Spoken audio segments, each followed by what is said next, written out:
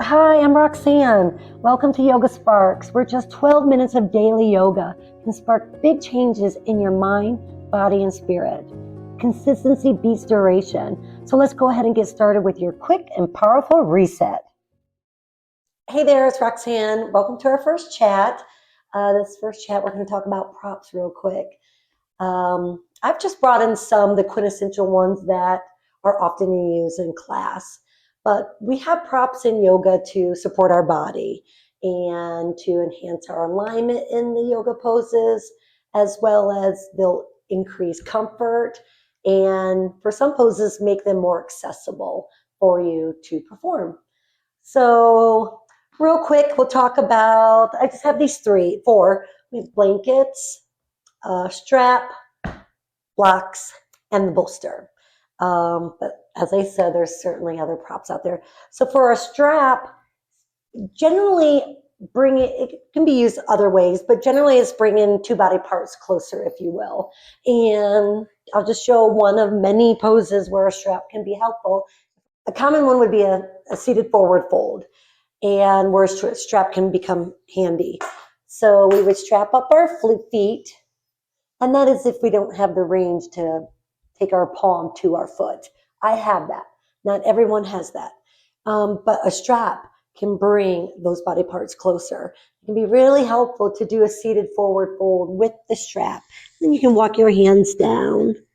There's certainly other poses. I really like teaching people about the strap and dancer pose. And at some point we'll get into that because I've worked with students who weren't yet there in a full dancer pose. And I invited them to try the strap and they were very happy. Anyway, moving along from the strap, we have blanket, we might as well talk about the bolster.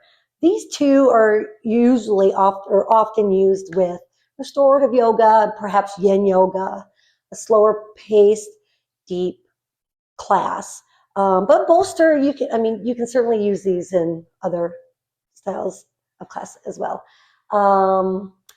But a bolster is great for supporting the body in our poses. And restorative yoga, certainly the type I teach, holding the poses 5 to 8 minutes, we will target a certain body part and allow the bolster to support us.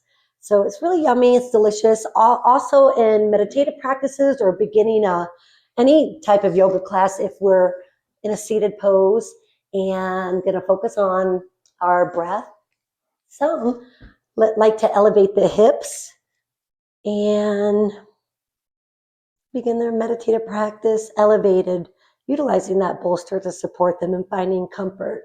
So that's good as well. And a blanket is really nice in Shavasana for non-hot classes.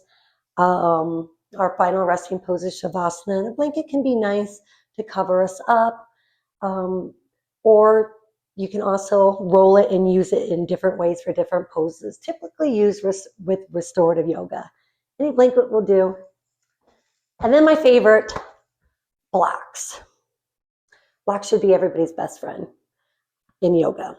And blocks are not for beginners. Actually, I think the more people, this is just my belief, the more educated people are with yoga, the more likely they're going to use blocks.